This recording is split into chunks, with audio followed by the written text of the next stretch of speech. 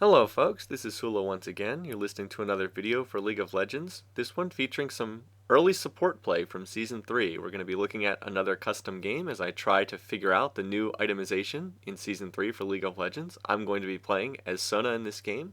Alongside me is Varus Nox playing as Switch, D-Hog playing as Wukong, I don't know how to pronounce this name. Maybe I'll just go with Sai Zizix, something like that, playing as Rammus, and Akosup's playing as Lulu. Then on the other side, we have Chocolate Pain playing as Leona, Desert Fox playing as Draven, Dragonic Master playing as Akali, X-File playing as Nocturne, with the new Nocturne skin, by the way, so that's kind of nice too, I get that in this video, and Fallen Asylum playing as Xerath in this matchup. So let me set up the matchups down here. Again, I'm going to try to do in this video is try to talk about the different itemization on supports in Season 3. Supports are quite a bit different now. Well, I mean, I guess they're not that different, but there are a number of new items that are designed to be geared towards supports, and I'm going to try to talk about what some of them are, what some of them do. As far as starting items here, right away you can see a difference. What's been emerging as sort of early on as a good support start is to pick up the Flask and then pick up a couple of starting wards and a couple of starting health pots. I actually realized I should have started Flask 3 wards after this because I had a little bit of gold left over. I didn't spend 80 gold. That could have been another ward. So should have bought Flask, 3 wards, and 2 health pots. Now there are also other items that you start with. If you put points in the utility tree, which you're probably going to do as a support, you can pick up the Biscuit of Rejuvenation. The Biscuit's not really that good, 80 health and 50 mana, not all that great, but it's 1 point in the utility tree. It may be worth grabbing. I'm still not sure if it's worthwhile. I have it, their support, their Leona support, Chocolate Pain has it as well. And then you get this, what's called the Explorer's Ward. It only lasts for 60 seconds. It's not a very good ward. Here's the Explorer's Ward that the other team has put down. Note how the timer goes down much faster. I'm going to use my own Explorer's Ward here. This is what I've found to be the most use for this, is to use it to check the side brush. Toss down the ward so then you don't have to face check into the side brush. Just toss it down. You know it's going to die quickly, but at least you have the opportunity to see that the enemy team is not in there when you walk into the brush. So that may not even be worth a point. I don't know.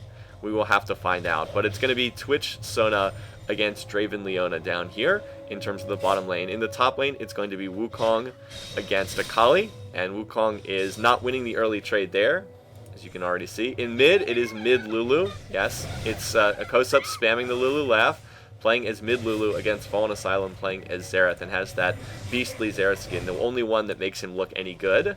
And then X-File is going to be jungling Nocturne with the new Nocturne skin, so zoom in so you can see it. There it is, giving us a nice little pause there. And then our Rammus player, who I think I'm just going to call Sai in this game because I am infamously bad at pronouncing those weird names. And I'm sorry if it's some kind of meme that I'm not aware of. Anyway, so things, I mean, not everything has changed. It's just more about the itemization for supports here.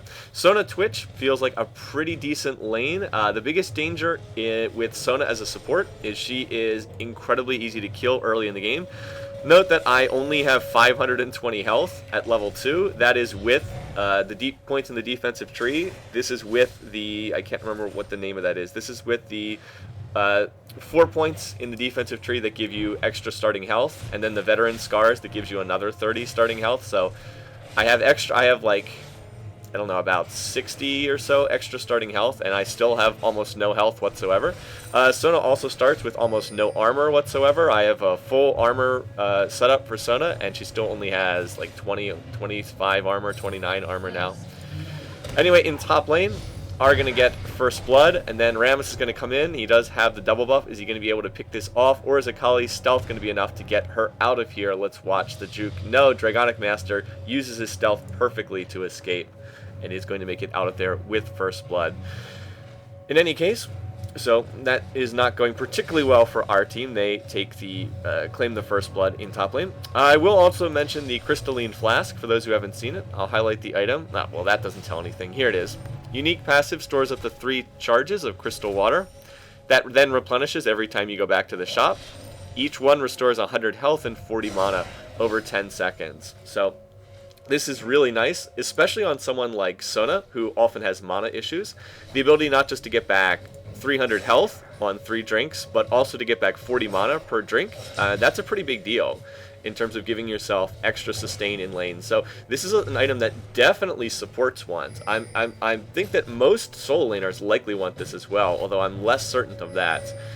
Here comes Nocturne down here. We'll keep an eye on that. Anyway, right now our team is not looking to trade. We were worried that we weren't so sure that we could win early trades right there. Fortunately, the Leona Zenith Blade misses. Otherwise, likely Nocturne would have come in. And they are targeting us. I believe that we saw Nocturne, though, when he stepped out of the brush there just for a second.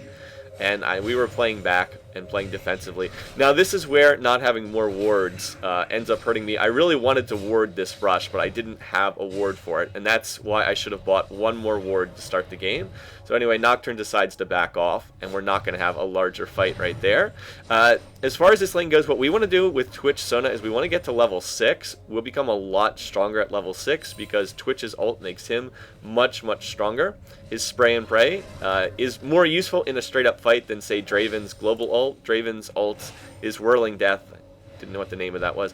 His Whirling Death is still obviously a useful skill, but it's not as useful as Twitch's Spray and Pray in like a straight-up 1v1. So we're not looking to fight early. They have a little bit too much crowd control. We want to get that Sona ult, which is, of course, the powerful area of effect lockup that can hit both members of their team. And we don't want to get stunned by everything that Leona has. So we're just looking to play defensively here early on. Not looking to trade, really. Not looking to fight. Just, you know, waiting for more levels, essentially. And fortunately, we've been able to do that. I think that their Leona player, Chocolate Pain, could have forced the issue a little bit more in this lane. Could have been a little bit more, like, he's zoning right here. Like, he's trying to zone us, and we know that he's right there. Watch, by the way, look at this farming of Varus. He tosses down the Venom Cask and then expunges, and that was a way to farm without having to get hit by Leona. So yes, I think could have been more aggressive in trying to force the action. Here in mid, Nocturne's coming in again, but there's the Whimsy, the movement speed boost for Lulu, and that should allow Kosups to get out of here. A little harassed there from Fallen Asylum, but not going to be enough to pick off that kill. Meanwhile, in bottom lane, we're just farming. It's exactly even. It's 40 to 40 in minion kills. Not much going on. Elsewhere in top lane, Akali is winning so far. Note that Akali has rushed the revolver. Doesn't even have boots, but you don't need boots in Season 3. Don't need them nearly as early as before due to the changes to movement speed. In mid, it's basically even as well. Note that they're both using the same build. Both Kosups and Fallen Asylum both going for a Chalice into a later Athene's Unholy Grail. Now right here, Chocolate Pain's going to go in. That is a nice use of the Zenith Blade right here. But fortunately, we're going to have enough to heal. In comes Rammus, and we're going to try to turn this around and gank. There is the Flash coming out. There is the counter Flash as well. So I'm going to Flash and then Exhaust and hope that we can pick one of these off. Unfortunately, Varus is a little bit behind the fight, and we were not able to turn that into a kill. A little bit unfortunate, our coordination just a little bit off. And the sad thing there is that I burned both Flash and Exhaust to try to get that kill and wasn't able to get it. So their flashes are down, but our flashes are all down except for Varus's, and we're going to have to end up walking away with nothing in that fight. This, though, is one time where having Sona's nice. Varus can heal up. I can use Sona heal to heal up. Looks like there was a fight in mid. Sorry, I didn't catch that. I'm trying to keep the focus on this bottom lane since this is a video that's geared towards support. I'm just focusing on healing Varus. Going to go back to base. I believe I did drink all my flask charges right there. No, actually, apparently I didn't drink any of them. I thought that I had used them, but I did not. Anyway, their team has the early edge. They're up about 1,000 gold. They have the first 2 kills. Mid lane, not as worried about mid because this lane's still relatively even. Right now, we've seen Kosups go back and pick up a Tear. Tear is very much buffed in Season 3. Much, much stronger item in Season 3 than in Season 2. We will see what Fallen Asylum picks up on his side when he goes back. Well, we'll see what he buys in a second. Obviously going to buy something. When we went back, picked up straight BF sword, and look what the Draven player Desert Fox is going to pick up. He's also going to go a straight BF sword. Meanwhile, in mid, Fallen Asylum is rushing the Athene's Unholy Grail. He's got the Fiendish Codex, and he also picked up a Crystalline Flask as well. So, bottom lane still looking basically dead even. Same items on either side, same use. of same minion kills essentially on either side. But the difference is now we're both 6. Their team is also both 6, so it's going to be about who can use their ultimates better. But we will have Sona ult up if we choose to fight again down here in this bottom lane. Elsewhere, we haven't seen too much from Rammus. We haven't seen too much from Nocturne. The two of them have mostly just been farming their jungles, and that's, again, standard. It's a lot harder to gank lanes in Season 3, just due to the way things work. And there is another kill on top lane, and this is where we were starting to get worried because Wukong was very underfarmed in this top lane, was pretty far behind. Anyway, we do get in some harass there. Sona, once he gets past her early levels, starts to get much, much stronger. There is the Leona ult coming in. Varus is going to flash the Zenith Blade, and that's going to create enough space. I'm going to use my ult onto Desert Fox, and then that is going to allow us to pick off that kill. So Varus's flash of the Zenith Blade was really nice. And then we're going to use the Venom Cask to pull off the double kill. Let me go back and see if we can watch that again. Sorry. I'll go back and watch it again and slow it down so that we can watch. Because this was a key fight in terms of who would win this lane. So I'll go back and watch it. Sometimes things get messed up when you go back. Alright, so let's watch. First, there's the Leona ult. Once again, it's a great Leona ult. It hits both of us. But watch, Varus flashes the Zenith Blade stun, and that was a big deal. Now, he gets exhausted. While Varus is exhausted, I'm going to turn and use my ult onto Desert Fox. I actually do not have exhaust up on this fight. So that's going to clear the exhaust time. While Varus was exhaust, I just buy time with this Leona, or the Sona ultimate right there. Now we're stacking on the damage to Leona. This is the weakness of Leona. Once she goes in, she can't really get out, and then the Expunge will finish that off. So it was very nicely played by their Leona. Chocolate Pain really did play that one correctly. He got off a great Leona ult. They were just a touch slow in following it up on the part of Draven, on the part of Desert Fox. And I was able to get off a nice Sona ult. Varus got a beautiful flash, as I said, right as the Zenith Blade stun came in. And that was what was key in turning that around. So that was a really big deal because we got a double kill on Twitch. That has put us ahead in this lane. If you check out the gold, it's 3,200 now against 2,400. That's opened up an 800 gold lead. And that's what we needed because, like I said, our top lane is struggling. Our top lane is a long way behind right now. Over 1,000 gold behind against a Kali who's already an assassin. Our mid lane is basically even, but still taking some harass. We'll watch this play come in. Rammus needs to get the Powerball in. There's the taunt. There's the knockup from Lulu, and that's going to be enough to get the kill. Powerball in from Rammus, and then the knockup on the, what is it, the Wild Growth? Yes. So we basically have another pseudo support in mid in the form of Lulu. So that helps us out in mid, and look, the game has now been evened up. 3-3 on kills, 3-3 on what is it, 3-3 on kills, and same gold on either side. Nocturne uses ult mid, but unfortunately it's not enough to get the kill on Akosups. Looks like he flashed the tether on the Nocturne Fear. Okay, so getting back to support stuff, I've had the chance to buy after we got that kill. Gave me some extra gold. Wow, I didn't even realize there was a vision ward in this brush. Interesting. I don't think that I ever put a ward in there while we were playing. So more support items.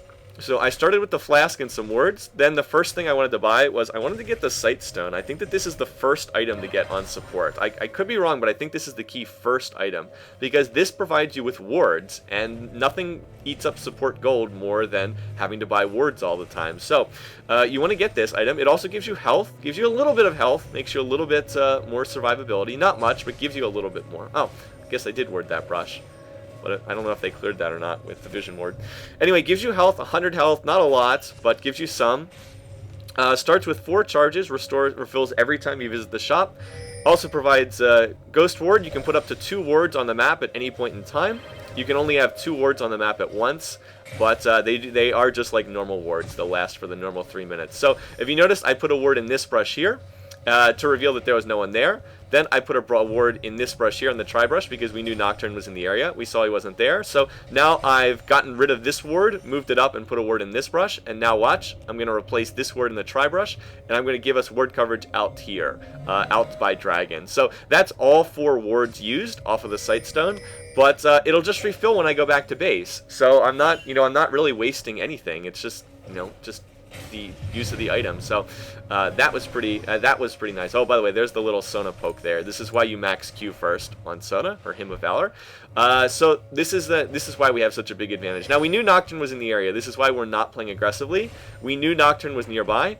We didn't know if his ult was up. It actually was not up, but we didn't want to go in and fight them under the tower while Nocturne was in the area. Anyway, so this is the great danger for Leona. She has a great crowd control package. If Leona gets ahead, she is really strong. She is really tough to deal with. If she falls behind, though, the lack of sustain and the fact that she has to commit so heavily to a fight really can make things difficult. I mean, she has no way to heal herself, no sustain, beyond that Philosopher's Stone and the Crystal Flask.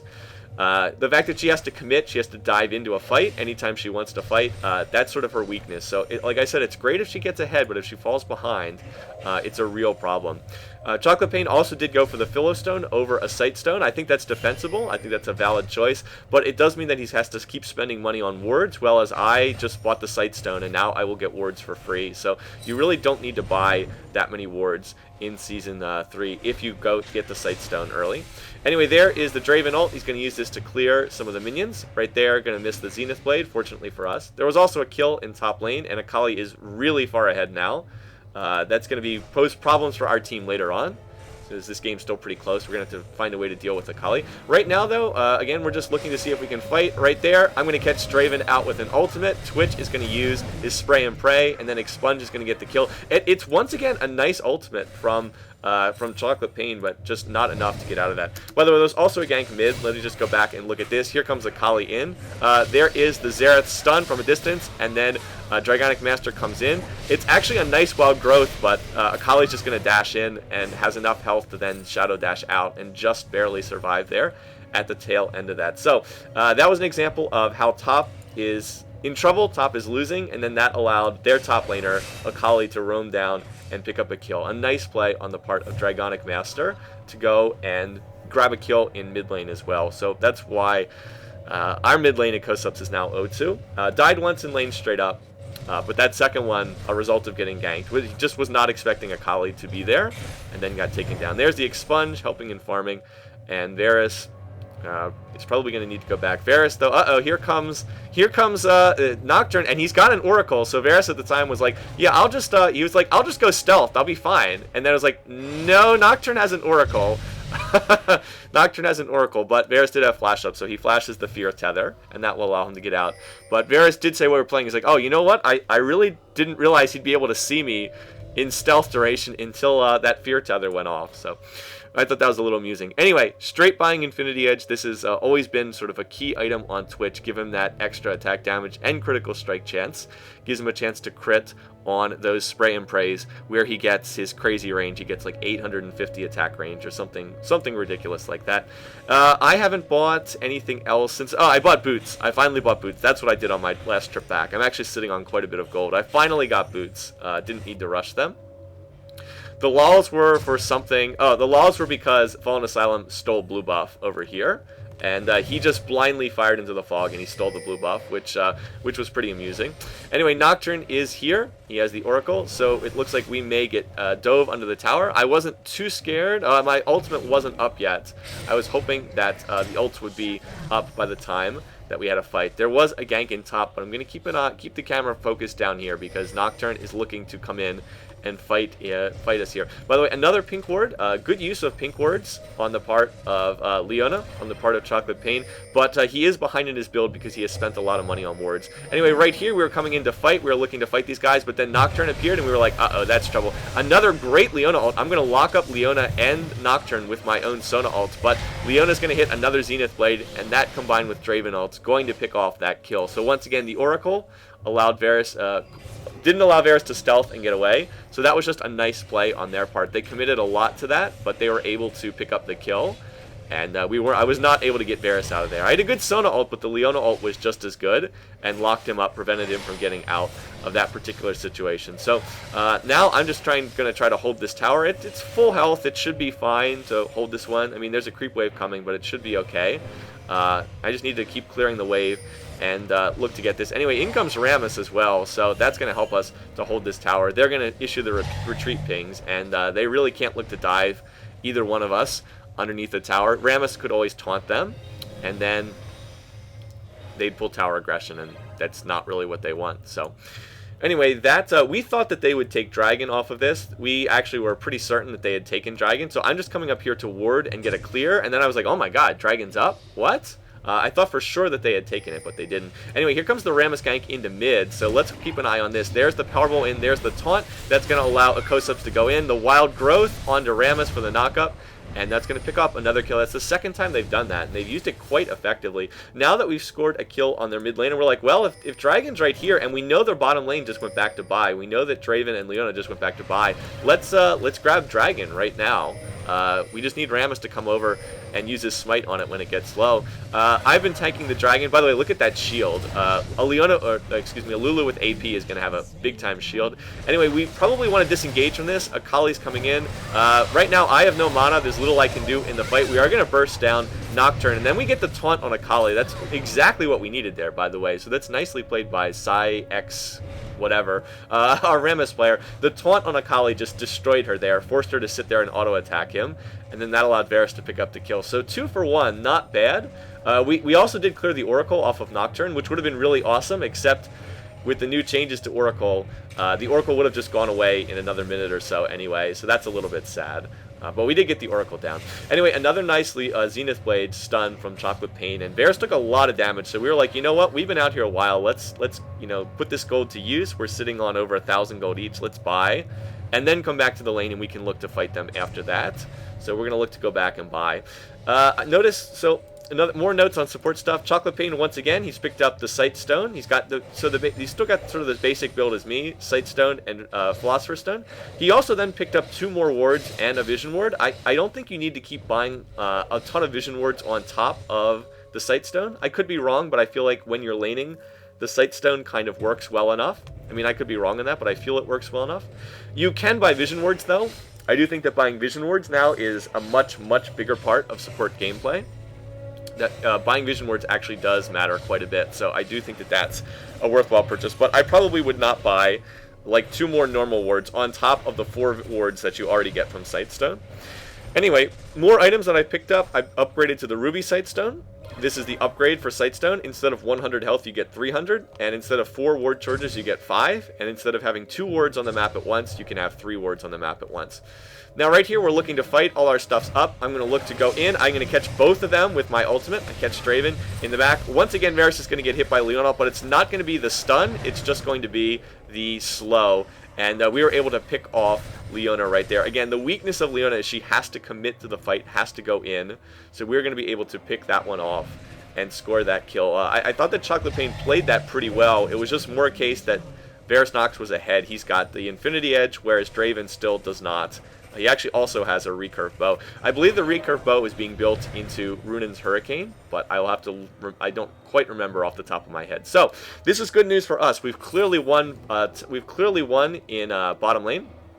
We came out ahead, got the tower. Meanwhile, there was action. We had a Rammus gank in top lane. And by the way, the Rammus ganks have been very effective in this game. 3-0-2. It's been a nice game from Rammus. So we've clearly won in bottom lane, which is good because top lane was clearly won by Akali. Akali's still 1,300 gold ahead in the top lane. Mid is more even, but you'd have to say Fallen Asylum did come out ahead there as well. He is 3-2-0 and has more farm than a Kosubs who's 1-4-3. The good news is Lulu doesn't necessarily have to win mid lane. She'll still be super useful as a support as we go into the late game. As a support with like a lot of AP, so she'll still be useful regardless. We also did just get top tower, which will give us all a little bit more gold. We wanted to rotate over here to try to get this mid tower. Varus is going to move up to try to catch this. I'm going to come in from behind. We're looking to try to save this, but no, needed to get there a little bit faster. Maybe should have gone there before clearing those wraiths. So it's a pretty good game right now. Our team's ahead by about 3,000 gold, but not too far ahead. The best thing we have going for us is a 5-1 Twitch. Who has a lot of farm, so that's sort of our biggest edge. We are going to turn into a Protect the Twitch team comp here. We have Sona and Lulu as sort of dual supports to keep people off Twitch, and we also have Rammus to taunt people. If Akali tries to dive in on Twitch, we can taunt someone off them. And then Wukong, well, Wukong's not too strong overall, but he still does have his knock-up ultimate. Anyway, it looks like the action is shifting up here to top lane. The exhaust is going to come in on Akali. That's going to make it a lot harder for her to kill this tower. In comes Lulu and in comes Rammus. She is going to get the tower, but there's now the knock-up. Is Akali going to be able to pick off this kill? There's the Hex Drinker triggering on Wukong. It's still not going to be enough. Akali is still going to get that kill, but there's an angry Rammus powerballing in. And not going to be enough. A nice attempted juke there. Might have gotten out, but Lulu was also there. So that's going to turn into a kill. Varus is farming bot. He can farm this. He doesn't need me to help him. So I'm going to come over here to help out if we're going to have a team fight up here. So I'm going to move as a support. I don't need to stay down here. Varus can 1v1 and beat Draven. So I'm going to come up here and help elsewhere. So Fallen does have this warded. Let's see if he can get the blue steel again. He is just waiting for a chance to go in. No, uses his I can't remember what's the name of his Q. Uses his Arcano Pulse too late. Was not able to get that blue buff. So not able to get that. There was a 1v1 in bottom. Unfortunately for them, Desert Fox lost. Varus Nox came out on top. And so he has forced Draven off the minion line. Anyway, there's a fight going on in mid. I'm going to use the Sona ult to push them back. Lulu ult coming out as well, giving a Kosub some more damage. There's the Polymorph on Nocturne as he goes in. Rammus is going to get the kill. We've been able to turn this one around pretty well right now. There's that Lulu shield again, shielding for so much. Now we're going to try to turn and turn this onto Fallen Asylum. Here comes Rammus into Powerball, but look at that flash from Fallen Asylum going over the wall. Really, really nicely done. Now in comes Wukong. I have exhaust up. I'm just going to use my exhaust to make sure none of us die. Now a Kosups is low. In comes Akali. Dragonic Master is going to get that kill. Now can we get out? There's the taunt. Again, the taunt just really wrecking Akali. Forces her to sit there and auto attack for, what is it, 2 to 3 seconds? And so we're going to be able to pick that off. It actually turns into a 3-for-1 in that fight. Somebody just flashed there at the end. I'm not sure who. I think that was Leona flashing out. Yes, that was Chocolate Pain using his flash to escape. So we came out pretty good in that overall exchange. Like I said, 3-for-1, and this should allow us to get middle tower as well. Draven ult notwithstanding should allow us to get this. And then we need to back because I have no mana whatsoever, and I really need to go back and buy. Was drinking the Crystalline Flask, but not enough on its own. Dragon has popped, so we want to pay attention to that, but I was like, look, I really need to buy before I head over to Dragon. Now, as we head into the middle portion of this game, I want to mention another item that I think is really, really strong, and that is the upgrade, the new Aegis and its upgrade, Runic Bulwark. Here's what the Aegis does. It's pretty similar to before. Health, armor, magic resist. Nearby allied minions and champions also gain armor, magic resist. And the new thing, health regen per 10. So it adds to sustain as well. Gives health regen per 10. It no longer gives damage as an item. Aegis is purely defensive.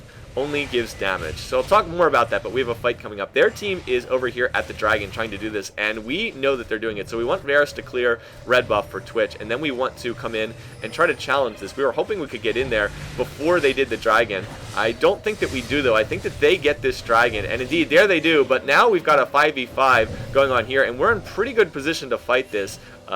Actually, Akali Smoke Cloud's going to allow us to disengage, but they're going to move to their blue, and we knew that their blue was up, so this is the signal for us to go in, and let's fight this thing, and I'm going to slow this down so we can watch what happens, because this is the big team fight. There's a Leona ult, another really nice Leona ult, locking up most of our team.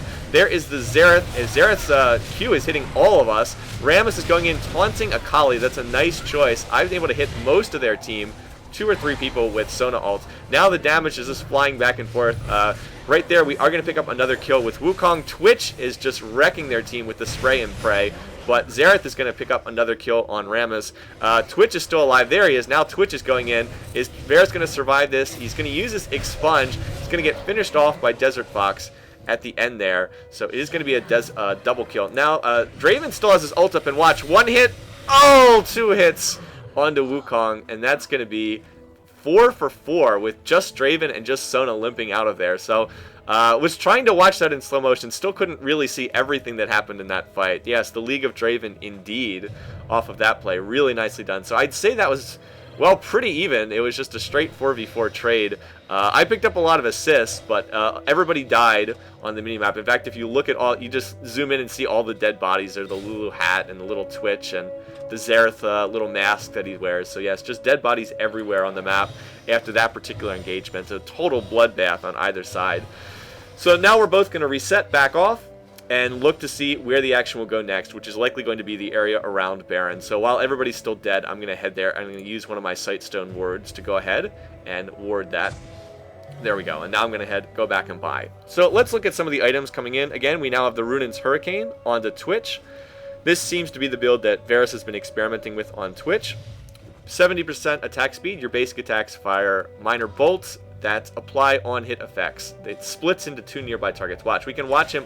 There is the Runin's Hurricane. It looks really weird, but note that his attacks split and hit 3 targets at once. And that little orb indicates that he has the Hurricane. That's the new visual indicator that someone has Runin's Hurricane. So useful for Twitch because he does have on-hit effects. His passive, his Deadly Venom, does get applied with the Runin's Hurricane, but the real reason why you build it is not his passive. It's so his Spray and Pray bolts, which pierce, will also get the Runin's Hurricane effect, and that's pretty scary when Twitch has like 800 or 900 attack range, and all of his bolts are hitting 3 targets at once, and they're all piercing throws. So makes Twitch really, really strong in a team fight. Meanwhile, Sword of the Divine is on Draven. This is also a really strong item. Gives 45% attack speed. The active gives 100% attack speed and 100% crit chance for 3 seconds or 3 critical strikes, and then on a 60-second cooldown. So that's really strong in 1v1. It's good in a team fight, but it just doesn't last that long. It only lasts for 3 seconds or 3 attacks, so it doesn't last very long. But in a 1v1, it's really strong. It's a key item now on Vayne in particular. Works pretty well on Draven too. Other new items coming out: Mercurial Scimitar. This is the upgraded Quicksilver Sash. Attack damage, magic resist, and cleanse on a 90-second cooldown. So that's one of the new active items. Spirit of the Ancient Golem. This is like a standard new jungling item for anyone tanky. Health, armor, health regen, mana regen. Has that Butcher passive that increases damage dealt to monsters. The big thing that this does is it's the same as Merc Treads, provides the same tenacity as Merc Treads. So you can build this, and then you can build another type of boots. Rammus has actually itemized a little bit unnecessarily here. There's no reason to build Merc Treads and also build Spirit of the Ancient Golem. I would not spend the extra for Merc Treads because you're paying for tenacity, and again, that's a unique passive. So double tenacity doesn't do anything, so that's a bit of wasted gold there, paying twice for the same stats. Now, granted, their team was heavy magic damage focused. Akali and Xerath were the most dangerous ones on their team, so we do need to worry about... stacking MR is not necessarily a bad thing, but we do need to, like I said, you probably don't want to pay for extra stats. Alright, so instead of buying oracles, I bought a pink ward. That'll allow us to clear this ward in the dragon pit, or baron pit, excuse me. Of course, I'm going to get nailed by Xerath, and that takes out about a third of my health right there. So we probably need someone else to walk in and clear that last hit. But the Baron dance has begun. Where it will end, no one knows. Looks like it's going to end with Rammus powerballing in, so we're going to have another team fight. There he goes. Akali is going to be in the middle of the fight right here. We're focusing on locking up Draven, so we are in fact going to kill him. We're going to get Nocturne as well, but they're replying with a lot of damage as well. And their Xerath is dealing tons and tons of damage. Varus Nox is going to fall. What's going on now? We've lost 3 people on either side. Right now, Draven and Xerath are the ones who are still alive. I saw that Xerath flashed into the Baron pit, so we're going to try to lock him down right here with Rammus coming around on the backside here. I'm going to need to try to dodge this stun. I do not dodge the stun, but there is the taunt, and the taunt is going to lock up Fallen Asylum. I'm actually going to get the kill there with my power cord on the Sona Q. So that was another inconclusive fight in that engagement. Just most of the damage dealers on both sides died. I mean, I guess we came out slightly ahead because it was a 4 for 3, but no real difference there. That Rammus taunt, though, is really wrecking their team. It's just causing so many problems in these team fights. One of the big issues in that fight, though, was we couldn't see Akali as soon as Akali went into the smoke cloud. We couldn't see her. We couldn't taunt her or otherwise crowd control her. So one thing that we realized we needed to do was we needed to get an oracle on somebody to deal with Akali. And that was something that I decided that I would go ahead and do. So note that I have picked up the Oracle. I'm not going to drink it until I get up to Baron Pit. That's because the Oracle only lasts for 5 minutes. Only lasts for 5 minutes or until your champion dies. Note that they did not reduce the cost of Oracle. It still costs 400 gold. So this item's been incredibly heavily nerfed. And I really don't like that change because there are more wards on the map than ever with the Sight Stones. And now it's very difficult to clear them unless someone invests in an Oracle that doesn't even last for very long. So not a big fan of that change, but we do need the Oracle so we can deal with Akali, so she can't just go invisible in these team fights. Anyway, Stealth Champ's definitely got a big buff with the changed Oracle. Okay, so I've got that. Now the other thing I picked up is the Aegis upgrade, Runic Bulwark, 40 health, 20 armor, 30 magic resist, and then the Aura, 10 armor, 30 magic resist, and 10 health regen per 5. The magic resist on this item is ridiculous. A 30 magic resist Aura? That's crazy. Really, really good. Anyway, I'm going to talk more about that. Anyway, we did manage to force the flash out of Dragonic Master. Yeah, he had to get out of there because with my Oracle, he can't just escape into the smoke cloud. Did put down that ward and saw him coming in. Anyway, to get back to that previous point, yeah, I mean, the aura is crazy. It's not even so much the one Runic Bulwark. I mean, the item in and of itself is great, but if you get 2 Runic Bulwarks, that means you will get 30 magic resist from your own Bulwark. You'll get another 30 magic resist from the passive, and then you can get another 30 magic resist from the other person's Bulwark. So yes, you can get 90 magic resist off of double Runic Bulwarks. It works the same way as Aegis. Anyway, let's keep an eye on this fight. Looks like we're getting ready to engage right here. Rammus, once again, going to be the initiator. Who is he going to lock up? He's trying to get to Akali. We are going to get hit by Leona ult, but it's a little too early. The rest of the team's not there to focus. I'm going to head back. Akosops and I trying to protect Varus. He is going to get blown up, but right now I still have Leona or Sona ult up. That's going to allow us to pick up 1 kill. There is again the taunt, the polymorph onto Draven, and that crowd control too strong. By the way, yes, a Sona triple kill in that team fight, and yeah, that worked out quite well for us. So anyway, we'll go back and show that again, just because this was a pretty crucial team fight. Anyway, let me get the slowdown. Anyway, so again, the Leona ult is perfect. It hits 4 of us, but we're going to turn and we're going to kill Leona at the start of the fight. Now again, right here, Nocturne is diving on Twitch. That is the correct thing to do, but watch. Akosops and I are doing our best to protect Varus. Varus is then going to get hit by Draven ult and the Xerath burst, so nicely played by Fallen Asylum right there. There, though, is the Wukong ult. There's the knock-up from Lulu, and then that is the Sona ult as well. So we stacked a lot of crowd control there. And then we're going to use more crowd control on poor Draven. He's going to get taunted. He's going to get polymorphed. And again, carry Sona, too good. So that is going to be really the breakthrough moment in this game. As we stop these last couple team fights, we were exchanging, we were going 3 for 3 or 4 for 4, but we were able to win that one 5 for 2 and get an ace. Again, we were able to lock up the enemy team with a lot of crowd control. We got, at the end of that fight, we got AoE knockup from Wukong. We got a knockup on Lulu ult, on her Whimsy, and then we got a Sona ult as well, and they just got crowd controlled to death. So, while they're all dead, I mean, again, they were aced, so we don't have to be, super cautious about this. We are going to push this middle tower. We can't stay for the inhibitor. Their team's going to respawn. We need to get back to defend Baron, but we can get this middle tower, not the inhib. Just get the tower, and then we can come back for the inhib a little bit later on. Wow, what is going on with the mouse here? For some reason, it's getting really floaty. We then wanted to check. On our map, the blue buff was off. By the way, look at that ward. Look at this pro ward placement, guys. This is what you get after playing Sona for 150 games. You gain the ability to place wards like this that see absolutely nothing. We went to their blue because on our map we didn't know if their blue had been taken. So we would have cleared it. It would have taken it if it had been up, but it wasn't. Now we need to head back. We need to buy, and then we need to head to Baron. We need to be ready to control the Baron. In terms of further support itemization, I've now gone back to Shirelia's. I also turned my cooldown boots into Mercury Treads because I had max cooldown with Shirelia's. I didn't need the cooldown boots. Also, their team is heavily magic damage focused. Again, as we said, Xerath, who's strong on their team, Akali, Xerath, both magic damage, so makes sense to stack the MR. Note that I have 130 magic resist right now as a result of the Runic Bulwark and the Mercury Treads. I'm getting 60 MR from Runic Bulwark. I'm getting 25 magic resist from Merc Treads, and then I also have Runes and Masteries providing more magic resist on top of that. So what we just need now is we need someone else to also get a Runic Bulwark, and then our team would be really, really well insulated from their magic damage. I also have managed to keep the Oracle, but the timer's running out. I'm going to have to get another Oracle soon. Akosop's getting locked up there, and quite dangerously, but look at that Lulu shield. His shield on his, on his Help Pick shield. Wow. His shield for like 500 health right now. That's pretty crazy. Anyway, their team is coming out to fight us. I thought that was a little bit silly for them to come out and fight. I thought that we were stronger in a straight-up engagement. If I were them, I would have tried to play a little bit more defensively here because after that last fight, we did get a big advantage. What we want to do now is one of two things. We can try to put pressure on Baron. Excuse me, that's one option. It's a strong option, but I think the stronger option is just to go and take their middle inhib because it's open. Their team was over by Baron, though, so we had to keep an eye on this. We see Nocturne, and watch, we're going to catch him.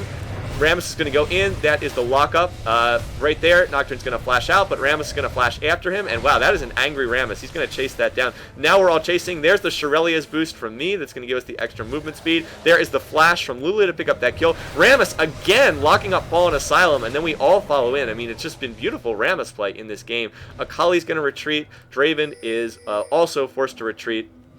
But the initiation by Rammus is really what's causing problems for their team. They just have not been able to disengage from a fight. Rammus just keeps forcing them, and then right there we're going to catch Akali, and she is also going to get fall immediately once we all pile on our damage. At this point, we can do one of two things. We can look to keep. We were looking to keep pushing, but then we're like, oh wait, we don't have any minions. Our minions are back here, and we can't really just tank those towers with Draven.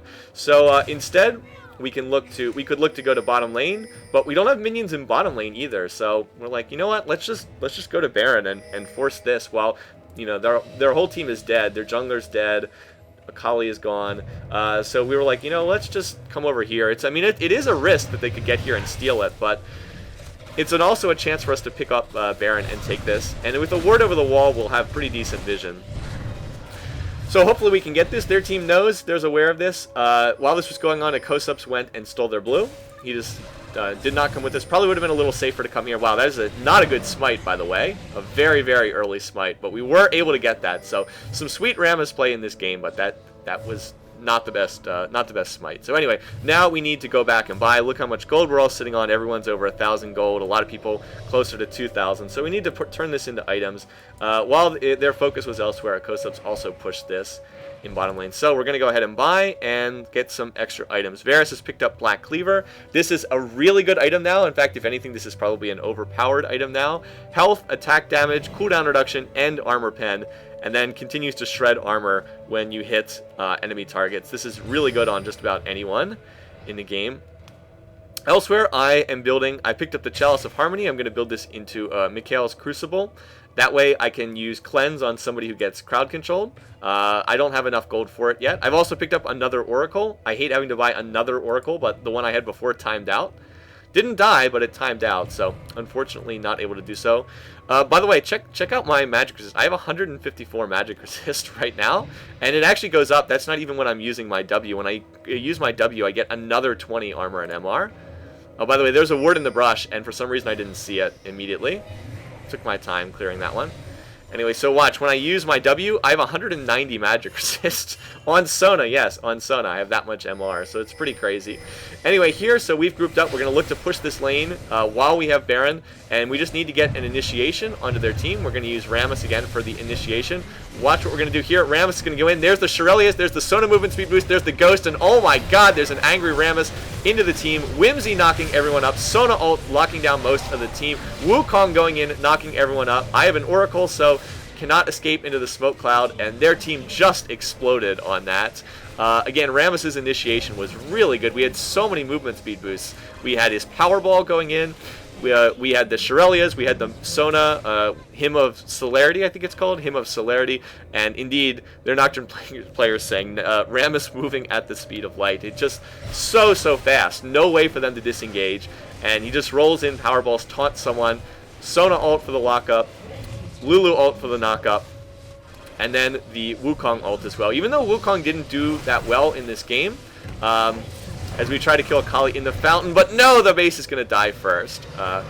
Even though Wukong didn't do all that great in lane, I mean, he was shut down pretty hard, just the fact that he had that area of effect knock-up ultimate was enough to make him really useful in the team fight. So, hopefully this was useful to show some of the new support stuff, some of the new support builds. Again, I think that starting with a Flask and a bunch of, like, a Flask, 3 wards, 2 health pots is a really strong support start. I think that the crucial item for supports is to rush this as soon as possible.